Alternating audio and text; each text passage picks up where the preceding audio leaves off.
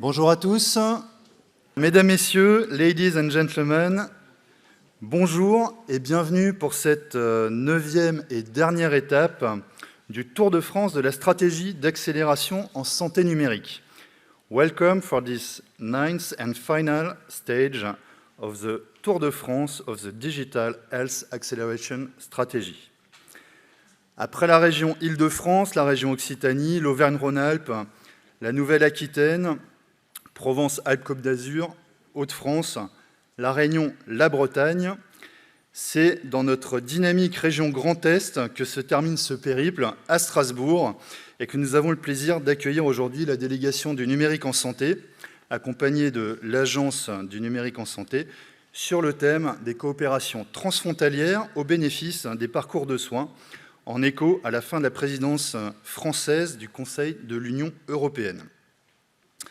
Par cette thématique, nous avons également le plaisir d'accueillir au cours de cette journée des intervenants à l'échelle européenne, avec la Commission européenne, des intervenants du Luxembourg, de la Belgique, de l'Allemagne, de la Finlande, de l'Estonie, de la Suisse et bien d'autres pays.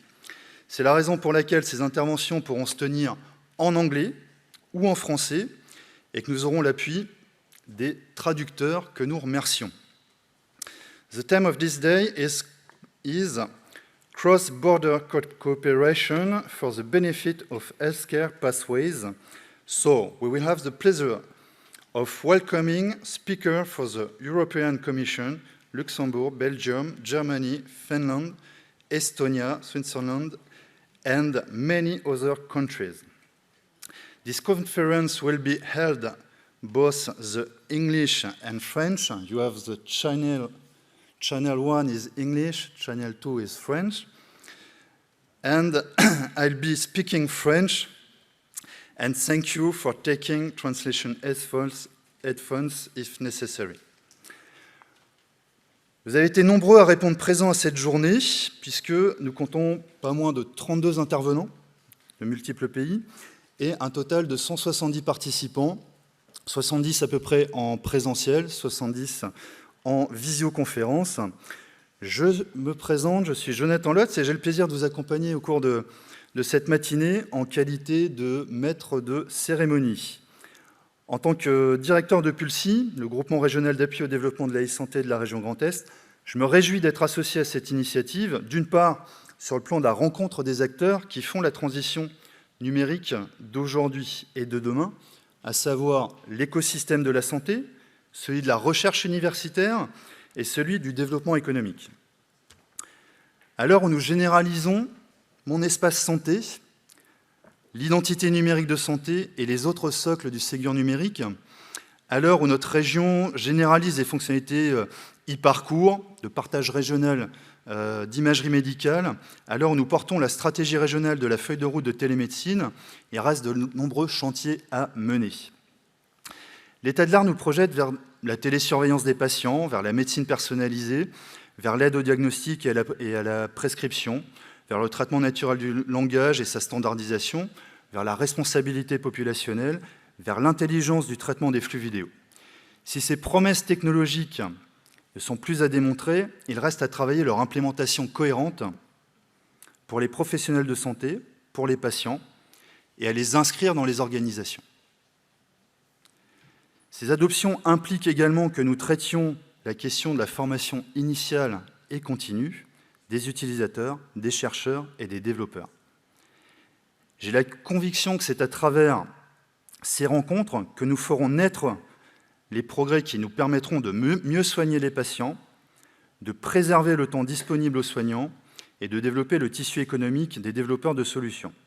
Je nous souhaite donc que ces échanges se prolongent bien au-delà de cette journée. Je me réjouis également de cette journée car, par sa position géographique, nous avons en région Grand Est cette particularité d'avoir 4 frontières qui s'étalent sur 800 km et donc d'être des acteurs naturellement engagés dans le développement du numérique en santé transfrontalier et européen, thème que nous retenons ce jour. Nous ferons précisément le point sur ce qui est à l'œuvre dans ces programmes européens, notamment en matière de e-prescription, de carnet de vaccination européen, de dossier patient européen. Et cette journée va s'articuler par une matinée de tables rondes, au nombre de 3, qui mettront en lumière ces initiatives européennes en cours, qui présenteront les avancées des territoires d'innovation dans nos régions, dans notre région, qui décriront les travaux en cours en matière d'utilisation des données de santé à l'échelle transfrontalière en soutien à la recherche et à l'innovation. Nous aurons ensuite l'occasion d'échanger de manière plus informelle le temps du déjeuner, et cet après-midi sera rythmé par 6 ateliers thématiques qui se tiendront en 3 sessions d'1 heure, dont vous trouverez la description dans les programmes qui, en principe, vous ont été remis au moment de votre accueil. Les 6 sessions seront enregistrées et rediffusées, donc vous aurez l'occasion de les revisualiser si tous les sujets vous intéressent, et malheureusement, vous ne serez pas en mesure de tous les voir. Et si vous n'êtes pas encore inscrit sur ces sessions de l'après-midi, retenez qu'en présentiel, vous pouvez vous rapprocher de Élodie Manon, qui pourra vous inscrire, il reste de la place. Et en distanciel, on vous invite donc à retrouver le lien sur le site Genius. Donc, sur la recherche Google, c'est G_NIUS, ou gnius.isanté.gouv. Voilà, lien Tour de France, stratégie d'accélération numérique, étape de Strasbourg, vous trouvez les liens d'inscription. Enfin, je remercie tous les intervenants de cette journée pour leur mobilisation, les équipes de l'IRCAD qui nous accueillent dans ce beau lieu chargé d'innovation, les équipes de la délégation du numérique en santé et la coordination interministérielle qui a œuvré pour la préparation de cette journée, avec le soutien des équipes de l'Agence régionale de santé Grand Est et de Pulsi, et chacun des participants qui ont répondu à cette invitation. Il est temps pour moi de laisser la parole au professeur Jacques Marescot, président fondateur de l'IRCAD, qui nous accueille. Ce dernier, n'ayant pas réussi à se rendre disponible, a souhaité malgré tout nous laisser un mot d'accueil, et nous allons avoir ce mot d'accueil par format vidéo. Je vous remercie. Enjoy this day. Extrêmement honoré. Alors, j'ai préenregistré ce petit mot d'introduction parce qu'au même moment, actuellement, je suis en connexion et en visioconférence avec l'ambassade de Chine et Business France pour exactement le même sujet, avec le développement de différents hôpitaux totalement numérisés que nous sommes en train de faire avec l'IRCAD Chine et notre groupe sud-coréen qui s'implante pour la première fois en Chine. On est extrêmement content de vous avoir là. Pourquoi ? Parce que ça fait depuis le début de l'IRCAD, c'est-à-dire depuis 27 ans, on essaye de développer tout ce qui est numérique et santé. Et ça, après une conférence exceptionnelle à laquelle j'ai assisté il y a 30 ans, 31 ans même, en 1991, où un colonel chirurgien de l'armée américaine nous expliquait justement la mutation de la santé vers l'ère de l'information. Et on travaille énormément à l'IRCAD, c'est un domaine de chirurgie, mais qui correspond à ce que vous dites, à des modifications de parcours de soins sur ce qu'on appelle la chirurgie augmentée et la chirurgie mini-invasive augmentée. Et quand on parle de chirurgie mini-invasive, ça se passe avant l'opération pour avoir bien sûr la meilleure indication. Et là, toutes les machines, vous imaginez, sont bonnes, et l'intelligence artificielle pour nous développer la meilleure stratégie chirurgicale, c'est tellement important. Et puis pendant l'opération, en particulier tous les systèmes numériques actuellement qui permettent de reconstruire en 3 dimensions l'organe, qui permettent de voir en transparence, ce qu'on appelle la réalité augmentée, eh bien c'est bien sûr important. Et puis il y a la robotique, et la robotique, vous savez que non seulement c'est la robotique dans le bloc opératoire, mais c'est très prochainement, ce qu'on avait démontré il y a déjà 20 ans avec l'opération Lindbergh entre New York et Strasbourg, l'application de la médecine à la chirurgie, c'est-à-dire le partage de la connaissance, de l'intelligence, mais aussi du geste. Et puis finalement, l'IA, l'intelligence artificielle, mais l'IA, elle est partout, elle est avant pour la meilleure stratégie, elle est pendant pour l'opération, et puis elle est après pour le meilleur suivi. Juste quelques exemples hein, pour ne pas dépasser mes 5 minutes. Qu'est-ce qu'on peut faire dans le cadre de la vérification du parcours de soins du malade dans le bloc opératoire? Tour de contrôle, ça n'existe pas, il y en a dans les aéroports. On a développé un magnifique projet qui s'appelle Condor pour établir une tour de contrôle dans le bloc opératoire.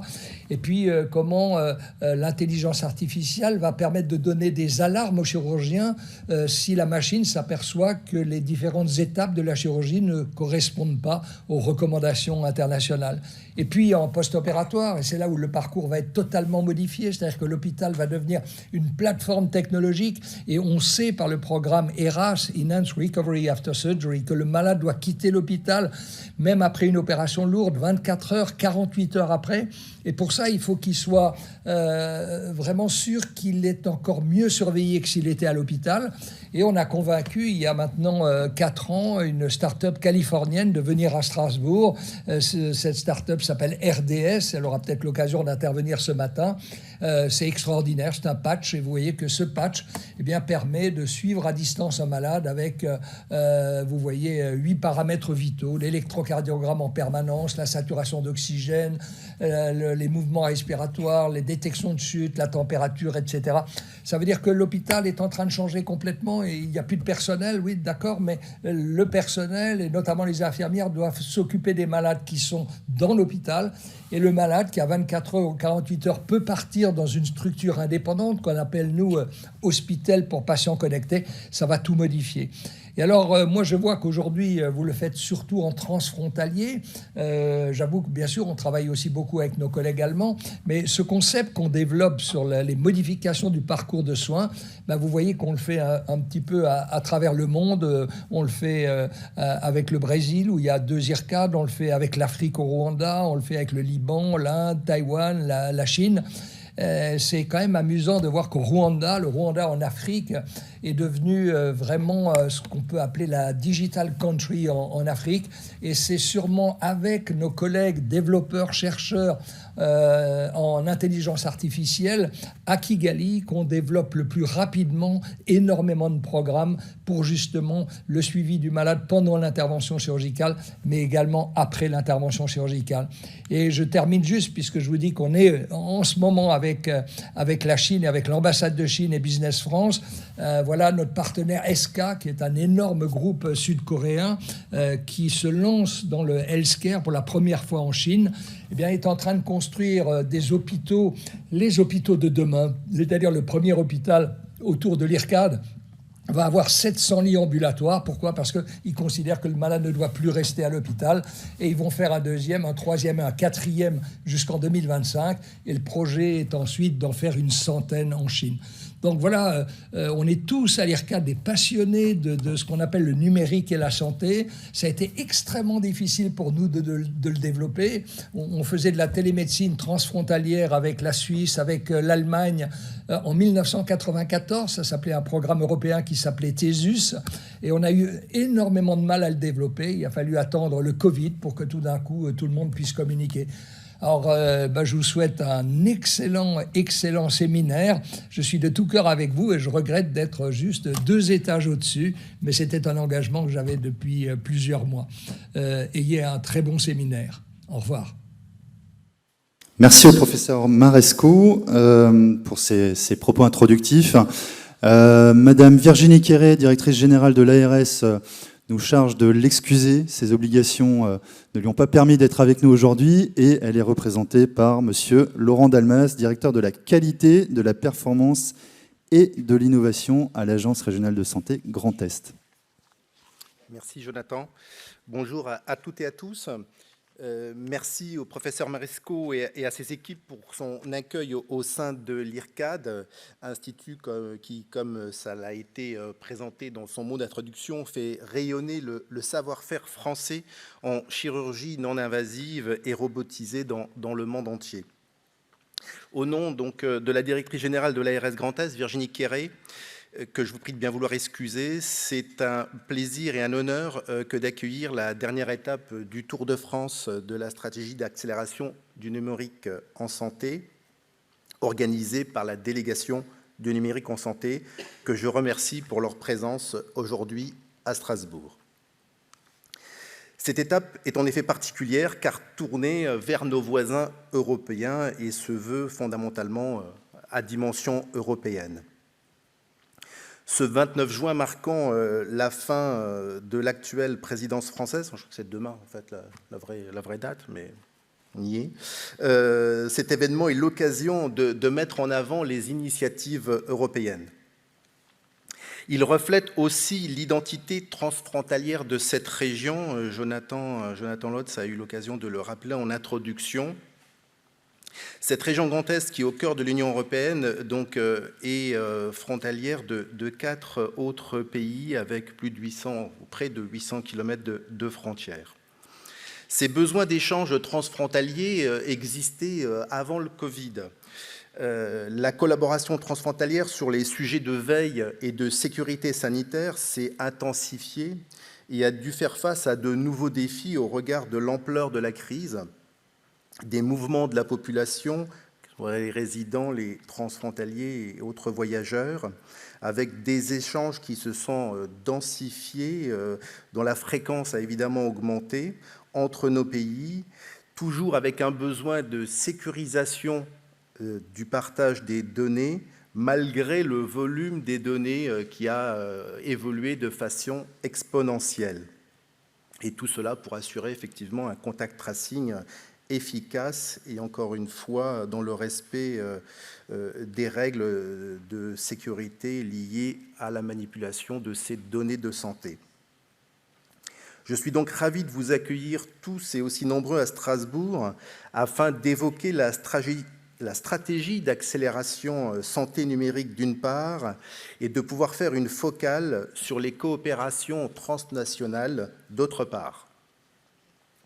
En effet, au-delà des situations sanitaires exceptionnelles et du rôle de veille et de sécurité sanitaire, c'est tous les projets de recherche et nos organisations qui ont à gagner d'une coopération élargie au bénéfice d'une prise en charge efficace, préventive, inclusive et personnalisée pour les patients de part et d'autre de nos frontières.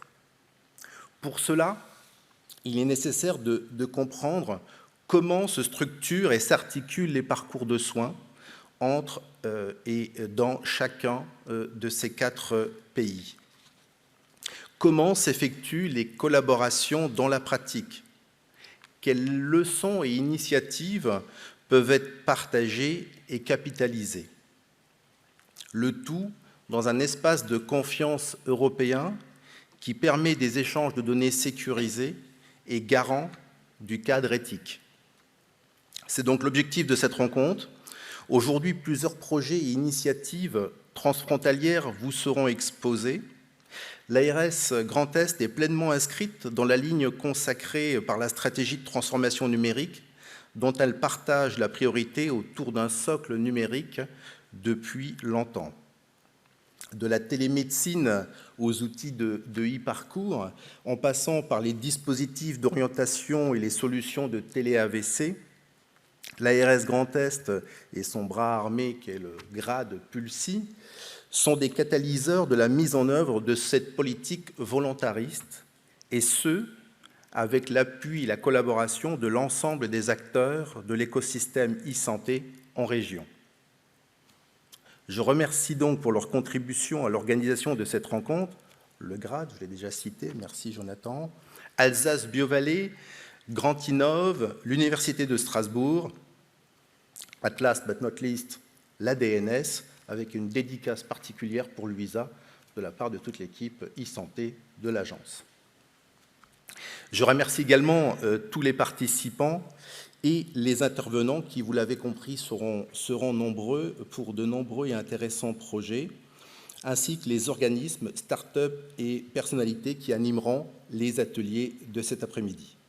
Merci à vous encore, bons travaux, bonne journée.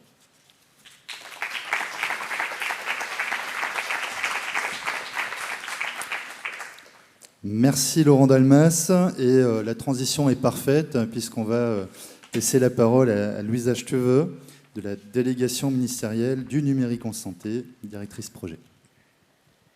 Merci Jonathan et merci Laurent pour ces mots d'accueil. Je tiens à remercier au nom de la délégation au numérique en santé tous les acteurs de la région Grand Est qui nous ont permis d'organiser cet événement ici transfrontalier aujourd'hui. Il inclut CLTI, il inclut l'ARS, il inclut l'ANS aussi qui nous a été de nos côtés, et puis aussi le soutien de BioValley France et Grand Innov qui nous ont aussi soutenus, ainsi que tous les autres acteurs que je n'ai pas cités. Bien évidemment, tous les intervenants aux tables rondes et les animateurs des ateliers de l'après-midi que vous allez pouvoir suivre. Pourquoi ce sujet transfrontalier aujourd'hui? Effectivement, comme l'a dit Laurent de l'ARS, c'est effectivement presque la fin de la présidence française de l'Union européenne. Donc encore 3 jours, le 30 juin, ce sera la fin. C'est un moment phare en fait pour l'Union européenne et pour la France en fait, qu'il a piloté une stratégie du numérique en santé pendant 6 mois. C'était assez intense, avec tout l'écosystème du numérique en santé. Et c'est pour ça qu'on a choisi de mettre un sujet transfrontalier pour cette dernière étape du Tour de France de la stratégie d'accélération du numérique en santé. En effet, la région Grand Est, avec plusieurs pays, dont l'Allemagne, dont la Belgique, le Luxembourg, la Suisse aussi à côté, avec la France, fait vraiment la région par excellence pour aborder un tel sujet pour le numérique en santé, ce qu'on va voir tout à l'heure dans les tables rondes que vous allez pouvoir suivre. Donc quelques mots rapides sur la stratégie du numérique en santé pour l'Union européenne qu'on a promue pendant ces 6 mois intenses de la présidence. Il y avait 2 sujets principaux qui nous ont marqués. Le premier étant l'éthique du numérique en santé. Nous avons vu l'adoption de 16 principes éthiques du numérique en santé par les 27 États membres de l'Union européenne pendant cette présidence. Et puis un autre sujet que nous avons poussé, c'est le sujet de l'accès au marché. Donc c'est poussé vers un accès au marché européen unique pour le numérique en santé, avec 2 principaux axes, donc l'adoption de SNOMED-CT, la terminologie donc SNOMED-CT, et puis la deuxième, c'est une task force donc nous avons présidé avec le soutien de EIT Health qui l'a coordonné, et puis EUNETA, c'est le réseau des agences de l'évaluation des technologies de santé européens, pour justement arriver à ce qu'on trouve un consensus sur comment harmoniser les critères d'évaluation des dispositifs médicaux numériques en santé. Un sujet vraiment à l'actualité à ce jour. Ce sont des grands axes de cette présidence qui s'inscrivent bien évidemment dans les valeurs qu'a annoncé notre président en décembre dernier pour cette PFUE, donc puissance, relance, appartenance. Nous n'avons pas fait ça seul dans notre coin, mais nous avons mobilisé tous les acteurs de l'écosystème. Nous sommes très fiers d'avoir pu avoir 23 événements labellisés PFUE qui ont pu se tenir pendant cette présidence française avec des acteurs comme des clusters d'innovation, comme des acteurs tels que l'ANS, tels que le Health Data Hub qui ont organisé des événements, mais aussi les professionnels de santé comme le CNOM ou le CNOMK encore pour les kinésithérapeutes, pour en citer que certains. Mais ça a été 6 mois assez intenses et on est ravis de le clôturer un peu avec vous là aujourd'hui en cette fin de présidence. Donc, juste pour dire un mot aussi d'actualité sur un grand sujet qui nous a marqué pendant les 6 mois de présidence, c'est l'espace européen des données de santé, avec ces 2 axes, donc l'axe primaire, d'utilisation primaire des données de santé. On va le voir à la première table ronde que va animer Angelica Cavante de l'ANS. Et puis le deuxième axe, c'est celui de l'utilisation secondaire des données de santé pour la recherche et pour l'innovation. On aura également une table ronde à ce sujet-là, ce sera la 3e. Donc ces 2 sujets ont marqué la présidence. Pourquoi? Parce qu'un texte de règlement, une proposition de règlement est parue le 3 mai qui vise donc à proposer une structure future pour cet espace-là au niveau européen, un texte législatif qui va encadrer les flux de données primaires et secondaires au niveau européen entre les pays. Donc à cet effet-là, je vous en mentionne aussi que le Health Data Hub est pilote d'un consortium en fait, qui fédère plusieurs plateformes des données de santé européens et aussi des infrastructures de recherche qui va donc accompagner la mise en place de ce texte-là en fait, pour l'espace européen des données de santé. Donc ça sera présenté tout à l'heure par le professeur Konsari du Health Data Hub, ce que c'est ce projet de tester l'espace européen des données de santé. Donc, un mot aussi pour les travaux en cours donc pour ce texte-là. Donc, comme je vous ai dit, il a été présenté le 3 mai.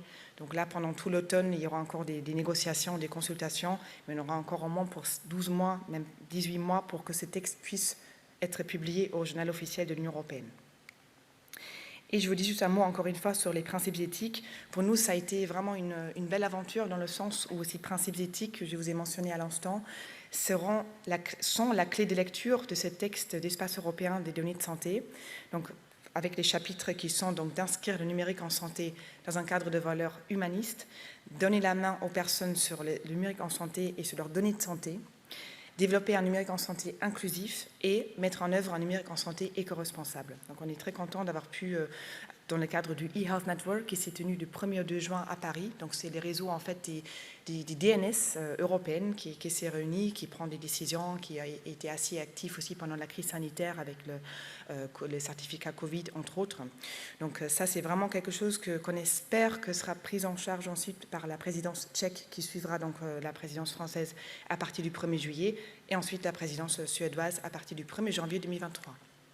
Voilà, je vais donc finir pour vous dire juste un mot sur cette belle diplomatie européenne du numérique en santé qu'on essaie aussi de voir avec vous en tant qu'acteurs transfrontaliers dans le cadre de cet événement-là. Par exemple, les États-Unis, ils organisent, il y a le congrès IMSS là, pour le numérique en santé que vous connaissez peut-être, mais la France et puis l'Europe aussi avec les efforts sur les principes éthiques a beaucoup été citée et félicitée pour ces efforts-là. IMSS, avec leurs partenaires donc, des États-Unis, vont reprendre ces travaux-là et d'autres acteurs internationaux comme le G7, le G20, l'OMS, l'OCDE s'inspirent également de ces travaux-là. Donc on est optimiste pour ce qui est pour la suite, pour avoir des résultats toujours concrets. Donc l'optique, c'est de prendre des petits pas rapides, c'est un peu ça l'ADN qu'on a promu à la DNS aussi avec la feuille de route du numérique en santé, dont d'ailleurs un bilan est maintenant disponible pour 2019-2022, avec des résultats concrets pour les citoyens, toujours montrer pourquoi on fait ça et pourquoi c'est utile pour les citoyens, et le faire aussi participer à ces efforts-là. Et enfin, utiliser ces textes-là que je vous ai cités, juste un seul sur l'espace européen des données de santé, mais il y en a bien d'autres. Et il faut qu'on les utilise de manière agile et efficace pour que ça reste concret encore pour les citoyens. Voilà. Donc je vous laisse là avec quelques liens. Donc ça, c'est quelques mots sur l'Europe. Et je passe maintenant la parole à nouveau à Jonathan et ensuite à David qui va vous dire plus sur Genius et sur la stratégie d'accélération du numérique en santé. Merci beaucoup, Louisa. Merci encore pour ton implication dans la préparation de cette journée. Et avant de laisser la parole à David, je sais qu'on déborde un petit peu, mais je vois certains visages un peu dubitatifs. Oui, on est sur des chantiers européens. Il y a déjà de nombreux chantiers nationaux qu'on essaye de suivre, des sujets d'innovation. C'est une très bonne nouvelle. Il est important qu'on soit en lecture et merci pour ces précisions. On aura un point à la première table ronde qui sera beaucoup plus détaillé, je pense, par les retours d'expérience des personnes qui sont impliqués dans les sujets, mais ça donne déjà un bon tour d'horizon. On revient sur les propos introductifs de David Senati, donc de la délégation ministérielle du numérique en santé, qui est le coordinateur national de la stratégie d'accélération en santé numérique. Bonjour à tous, merci Jonathan. Alors je vais essayer de faire court sur la stratégie. De toute manière, on aura l'occasion d'y revenir dans les ateliers. Et vu le temps qui nous reste, je ne vais pas paraphraser autour notamment de la stratégie nationale du numérique en santé. Je pense que vous connaissez parfaitement cette belle maison du numérique en santé qui résume la logique d'État-plateforme sur les sujets de la stratégie d'accélération santé numérique, qui est la stratégie interministérielle sur l'innovation en santé numérique. On se situe au niveau des nuages. Il faut savoir que cette stratégie d'accélération que je vais vous présenter rapidement et dont vous aurez tous les éléments lors des ateliers, s'intègre dans un paysage de programmes que vous connaissez et il convient juste de les représenter pour bien comprendre l'articulation entre ces programmes et leurs objectifs. Vous connaissez tous donc la feuille de route du numérique en santé, la fameuse maison, issue de Ma Santé 2022. Louisa stipulait justement qu'effectivement un bilan a été produit sur ces travaux. Vous connaissez également le Ségur du numérique en santé, avec les 2 milliards d'euros investis sur la numérisation des échanges de données entre les professionnels et autour des patients, pour passer de 10 millions à 250 millions d'échanges de documents entre professionnels autour du patient. Ça, c'est le programme qui est ici là en vert foncé, en vert d'eau jusqu'en 2025. Vous connaissez également Paris Santé Campus, qui est la face émergée de l'iceberg de la stratégie d'accélération. Antoine Tenière n'a pas pu être avec nous ici aujourd'hui, mais n'hésitez pas à prendre contact avec lui si vous souhaitez nouer des partenariats, participer à la construction de Paris Santé Campus, qui a également vocation à une régionalisation de ces actions. En dessous de la frise chronologique, vous retrouvez la stratégie d'accélération, qui est la partie innovation de notre feuille de route, qui a été lancé dans le cadre d'un programme. C'est le petit logo que vous voyez sur chacune des slides, c'est France 2030. C'est un programme qui a été impulsé par le président de la République et qui vise à accélérer une vingtaine de secteurs d'activité pour faire de la France un leader sur certains secteurs d'ici 2030. Ces secteurs sont par exemple le spatial, l'intelligence artificielle, la forêt, etc. Il y a plein de secteurs d'activité concernés. La santé numérique en fait partie.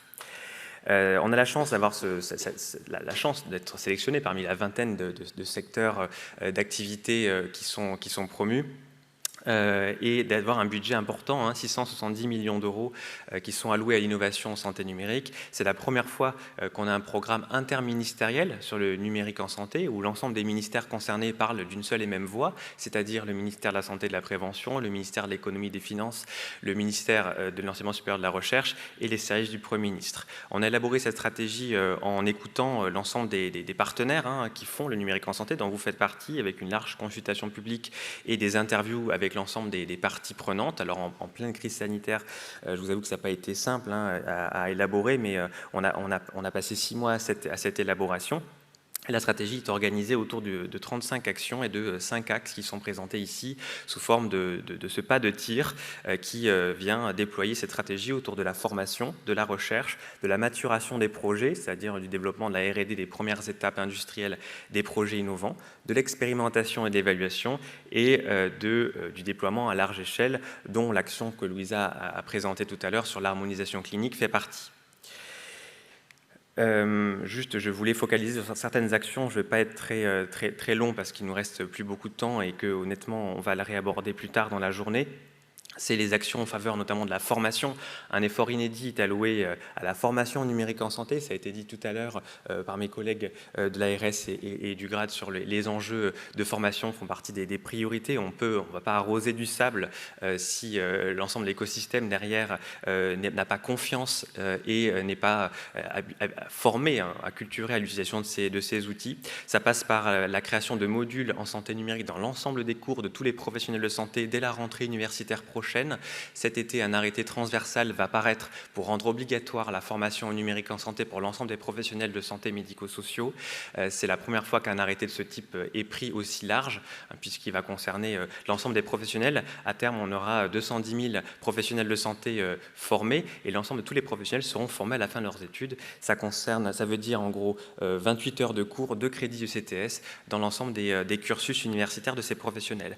On va également développer davantage de compétences sur le secteur, des ingénieurs en santé numérique, 2000 seront formés, 200 juristes en droit du numérique en santé et 450 experts de la réglementation des dispositifs médicaux numériques. Je sais que vous rencontrez tous, porteurs de projets, des difficultés en ce moment pour recruter, pour constituer vos dossiers de marquage CE, mais également les organismes qui vous évaluent ont du mal à recruter les auditeurs, ce qui fait qu'il y a des délais d'attente qui peuvent parfois être assez importants.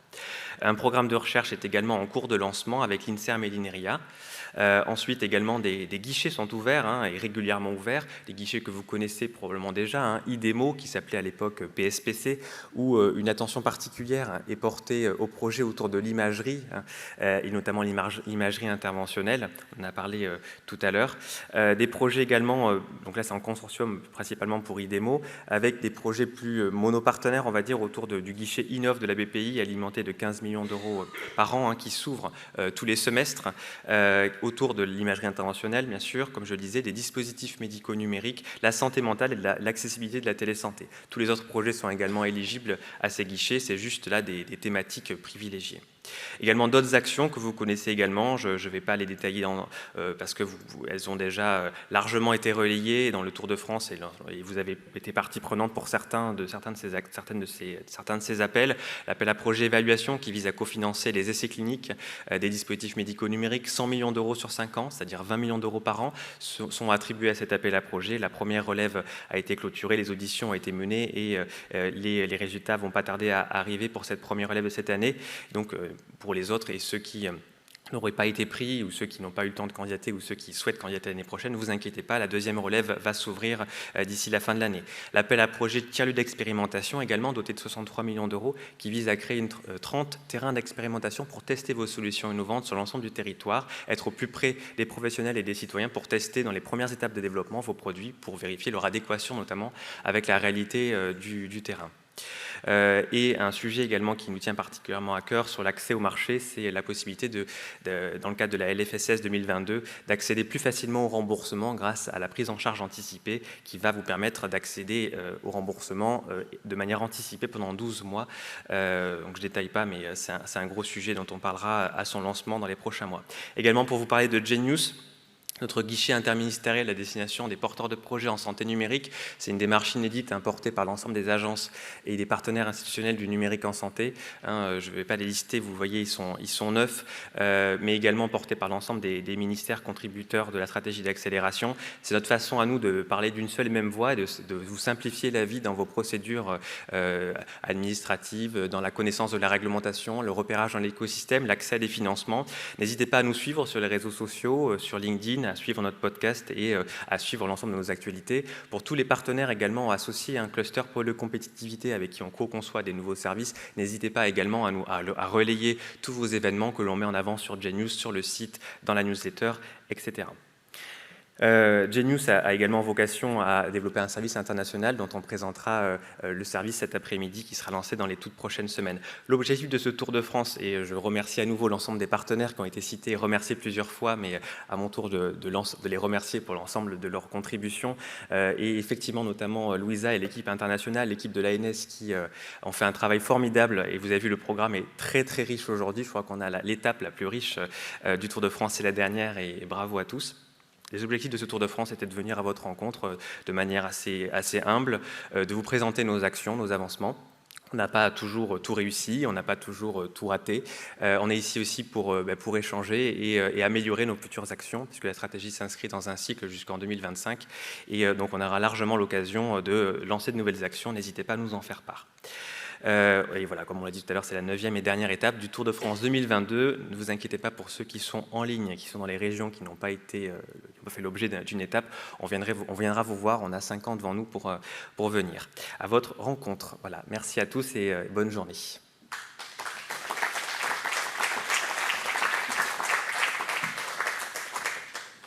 Merci David pour ces bonnes nouvelles. Donc on retient qu'il y a des budgets sur lesquels on a à se mobiliser collectivement, à aller être en veille sur le site. Et le programme sera plus détaillé, avec plus d'itérations, sur un des ateliers de 14h, si j'ai tout en tête, voilà, pour interagir avec la délégation du numérique en santé, présente aujourd'hui avec nous et à l'initiative de cette journée.